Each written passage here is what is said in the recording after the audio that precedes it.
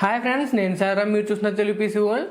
Friends, ఈ వీడియోలో నేను ఒకవేళ మనం కనుక ఆన్లైన్లో మన కంప్యూటర్ పార్ట్స్ ఏమైతే ఉంటాయో మన కంప్యూటర్కి సంబంధించిన పార్ట్స్ అప్గ్రేడ్ చేసుకోవాలనుకున్నా, ఒకవేళ మనం ఆన్లైన్లో పార్ట్స్ కొనుక్కుని ఒకవేళ కంప్యూటర్ బిల్డ్ చేసుకున్నట్లయితే వారంటీ ఉంటుందా లేదనేది కంప్లీట్గా ఈ వీడియోలో అయితే చెప్తాను.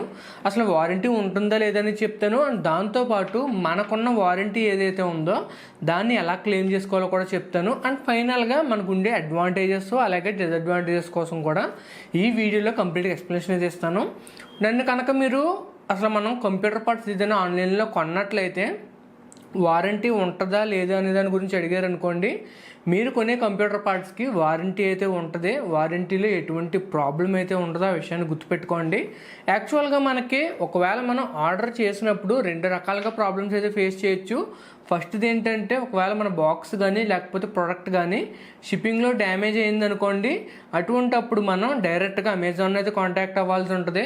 సో వాళ్ళు ఏం చేస్తారంటే ఇన్వెస్టిగేషన్లు చేస్తారు, ఈ చేస్తారు ఇవన్నీ చేసిన తర్వాత ఫైనల్గా మనకి ప్రోడక్ట్ కనుక ఒకవేళ డ్యామేజ్ అని చెప్పి ప్రూవ్ అయింది అనుకోండి, అయితే వాళ్ళు రీప్లేస్మెంట్ కానీ లేకపోతే రిఫండ్ కానీ డైరెక్ట్గా అమెజానే మనకైతే ఇస్తుంది.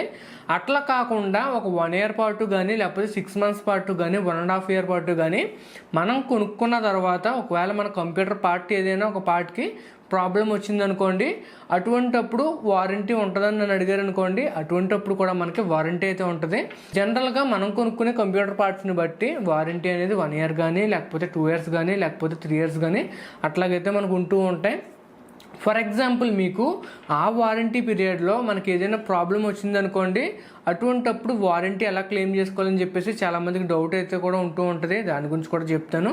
ఒకవేళ మనం కొనుక్కున్న పార్ట్ అనేది ఏదైనా కంప్లైంట్ రావడం వల్ల మన పీసీ కనుక పనిచేయడం ఆగిపోయింది అనుకోండి, అటువంటప్పుడు మనం ఈ వారంటీని ఎలా క్లెయిమ్ చేసుకోవాలని అంటే, ఫర్ ఎగ్జాంపుల్ మీరు ఏదైనా ఒక ప్రాసెసర్ని యూజ్ చేస్తున్నారు అనుకోండి, ఆ ప్రాసెసర్ మనకి ప్రాబ్లం వచ్చింది కాబట్టి అటువంటప్పుడు మన దగ్గర ప్రాసెసర్ ఏదైతే ఉంటుందో ఆ ప్రాసెసర్ అనేది ఉండాలి.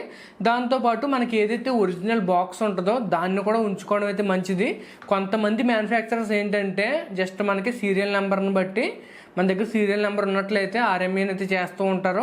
కొంతమంది ఏంటంటే బాక్స్ కూడా మనకు అడుగుతూ ఉంటారు అనమాట. సో మీరు కనుక ఆన్లైన్లో పార్ట్స్ కొనుక్కుని పీసీ బిల్డ్ చేయించుకుంటున్నట్లయితే నేను మీకు సజెస్ట్ చేసేది ఏంటంటే ఖచ్చితంగా బాక్సెస్ కూడా మీరు దగ్గర పెట్టుకోమనేది చెప్తాను.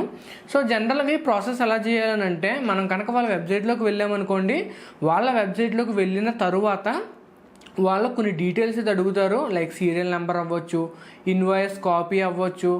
అప్పుడు మనకి ఆ మ్యానుఫ్యాక్చరర్ ఎవరైతే ఉన్నారో వాళ్ళకి సంబంధించిన సర్వీస్ టీమ్ అనేది మనం ఇచ్చిన కాంటాక్ట్ డీటెయిల్స్కి కాంటాక్ట్ అయితే అవుతారు.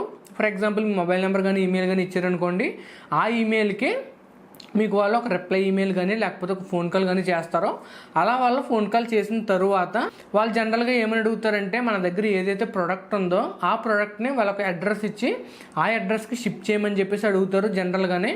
ఒకవేళ మీ దగ్గరలోనే సర్వీస్ సెంటర్ ఉన్నట్లయితే దగ్గరలో వెళ్ళి కూడా చేయించుకోవచ్చు. బట్ మోస్ట్ ఆఫ్ ద పీపుల్కి దగ్గరలో ఉండదు కాబట్టి మనం ఏం చేయాలంటే, మన దగ్గర ఏదైతే ప్రాసెసర్ ఉందో ఆ ప్రాసెసర్ని జాగ్రత్తగా ప్యాక్ చేసి వాళ్ళు ఏదైతే షిప్పింగ్ అడ్రస్ ఇచ్చారో ఆ షిప్పింగ్ అడ్రస్కి పంపించినట్లయితే వాళ్ళు ఏం చేస్తారంటే దాన్ని 1 week లోపో లేకపోతే 10 days లోపో దాన్ని కంప్లీట్గా టెస్ట్ చేసి వాళ్ళకి ఏదైతే వారంటీకి సంబంధించిన పాలసీస్ ఉంటాయో ఆ పాలసీస్లో ఉన్నప్పుడు మాత్రమే మనకి దాన్ని రీప్లేస్మెంట్ అయితే ప్రొవైడ్ చేస్తారో. ఫర్ ఎగ్జాంపుల్, మీరు డ్రాప్ చేయడం వల్ల కానీ లేకపోతే ఫిజికల్ డ్యామేజ్ వల్ల కానీ, ఒకవేళ నిజంగానే ఆ ప్రాసెసర్ అనేది మన తప్పిదం లేకుండా జస్ట్ మ్యానుఫ్యాక్చరింగ్ డిఫెక్ట్ వల్ల లేకపోతే వారంటీ పీరియడ్లో వాళ్ళు ఏదైతే పాలసీ ఇచ్చారో ఆ పాలసీ ప్రకారం పోయింది కాబట్టి మనకి వాళ్ళు రీప్లేస్మెంట్ని అయితే ప్రొవైడ్ చేస్తారో. సో బేసిక్గా అలా రీప్లేస్మెంట్ రావడానికి మనకు కొంతవరకు ఎక్కువ టైమే పడుతుంది.